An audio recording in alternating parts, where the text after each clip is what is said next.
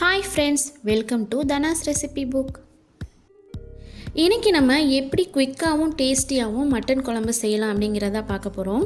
வீடியோக்குள்ள போறதுக்கு முன்னாடி நம்ம சேனலை இப்பதான் நீங்க ஃபர்ஸ்ட் டைம் பார்க்கறீங்க அப்படினா சேனலை லைக் பண்ணுங்க, ஷேர் பண்ணுங்க, சப்ஸ்கிரைப் பண்ணுங்க.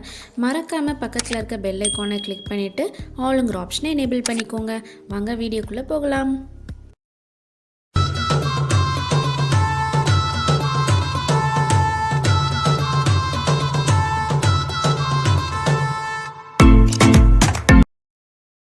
இன்றைக்கி நம்ம மட்டன் குழம்பு டைரெக்டாக குக்கர்லேயே தான் செய்ய போகிறோம். ஸோ ஃபஸ்ட்டு நான் குக்கர் எடுத்தாச்சு. அதில் ஒரு 3லேருந்து 4 டேபிள் ஸ்பூன் அளவு எண்ணெய் சேர்த்துக்கலாம்.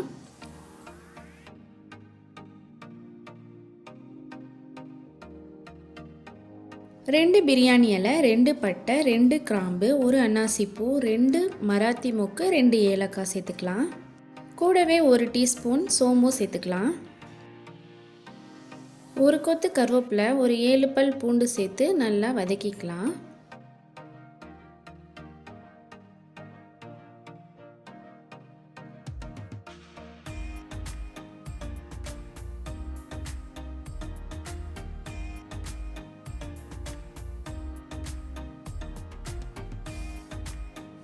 ஒரு 30 சின்ன வெங்காயத்தை நல்லா பொடி பொடியாக நறுக்கி வச்சுருக்கேன், அதை சேர்த்துக்கலாம். சேர்த்துட்டு நல்லா வதக்கி கண்ணாடி பதம் வர வரைக்கும் நம்ம வதக்கிக்கலாம்.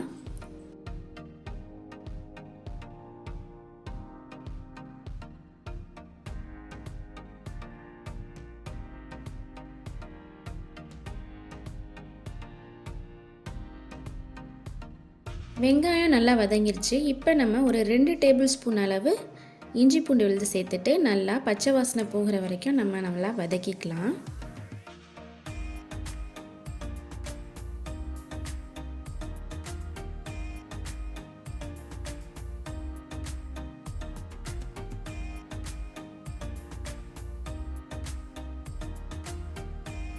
அதுக்கப்புறம் 2 தக்காளியை நறுக்கி வச்சுருக்கிறேன், அதையும் சேர்த்துக்கலாம்.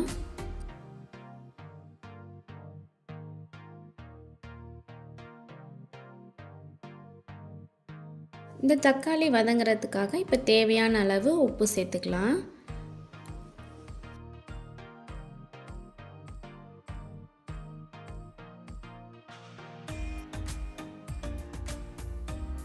அதுக்கப்புறம் ஒரு 1/2 டீஸ்பூன் அளவு மஞ்சள்தூள் சேர்த்துட்டு தக்காளி நல்லா வதங்குற வரைக்கும் வதக்கி விடலாம்.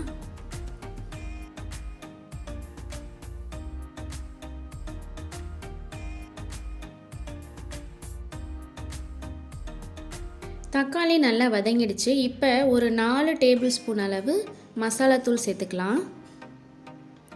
கூடவே 1 டீஸ்பூன் அளவு கரம் மசாலாவும் சேர்த்துக்கலாம்.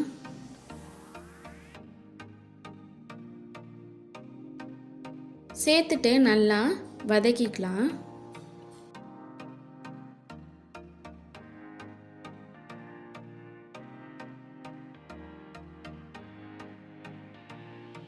நான் இங்கே 1/2 கிலோ அளவு மட்டன் எடுத்துருக்கிறேன். நீங்கள் எவ்வளோ மட்டன் எடுக்கிறீங்களோ அதுக்கேற்ற மாதிரி நீங்கள் இன்க்ரீடியன்ஸையும் மாற்றி சேர்த்துக்கணும். அதாவது இன்க்ரீடியன்ஸோட அளவை உங்கள் மட்டன் அளவுக்கு ஏற்ற மாதிரி இன்க்ரீஸோ டிக்ரீஸோ பண்ணிக்கலாம்.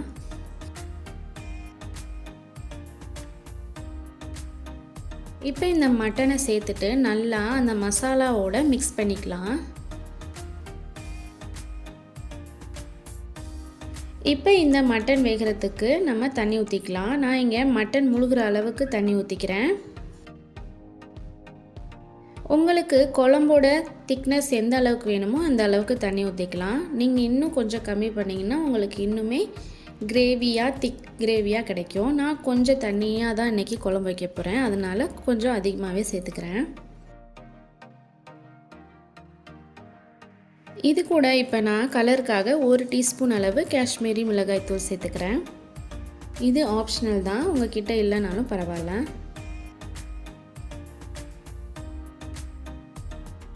இப்போ மட்டன் குழம்பு ஒரு கொதி வந்ததும் நம்ம அடுப்பை சிம்மில் வச்சுட்டு மூடி போட்டுடலாம். நான் இங்கே ஒரு 8 விசில் வச்சு எடுக்க போகிறேன். உங்களுக்கு உங்கள் மட்டன் எவ்வளோ விசில் வச்சா குக் ஆகும்னு தெரியும் இல்லையா, அதுக்கேற்ற மாதிரி நீங்கள் விசில் வச்சு எடுத்துக்கோங்க.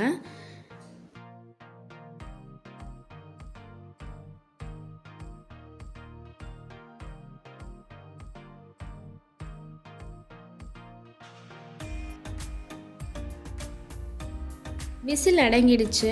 இப்போ நம்ம குக்கர் ஓப்பன் பண்ணி பார்க்கலாம். பாருங்கள் எண்ணெய் நல்லா தெளிஞ்சு மட்டன் குழம்பு அருமையாக வந்திருக்கு.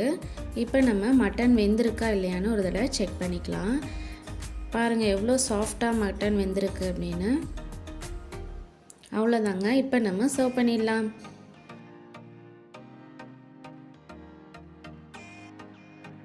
நீங்களும் மட்டன் எடுத்திங்கன்னா இந்த மாதிரி ஒரு தடவை செஞ்சு பாருங்கள். ரொம்பவே குயிக்காகவும் ஈஸியாகவும் பண்ணிடலாம்.